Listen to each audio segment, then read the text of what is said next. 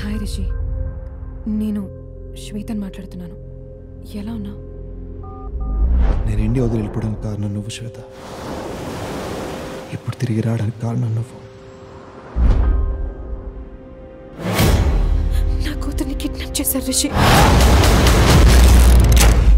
నా కూతుర్ని వెతికి పెట్టగలవా? ఎవరినో పెళ్లి చేసుకొని వెళ్ళిపోయింది. ఇప్పుడు వాళ్ళ కూతురు కిడ్నాప్ అయితే నీకేంట్రా? 2 months బ్యాక్ ఒక చిన్నపిల్ల కిడ్నాప్ అయిందండి. కిడ్నాపా? ఎప్పుడండి? మీరెవరు? నువ్వెవరు? ఎవరు మీరు? ఎక్కడో అమెరికా నుంచి వచ్చి పోలీస్ స్టేషన్ల చుట్టూ ఎవరు ఊరికే తిరగరు రిషి. ప్రేమించావా? ఐమ్ రిషి. I'm Shweta.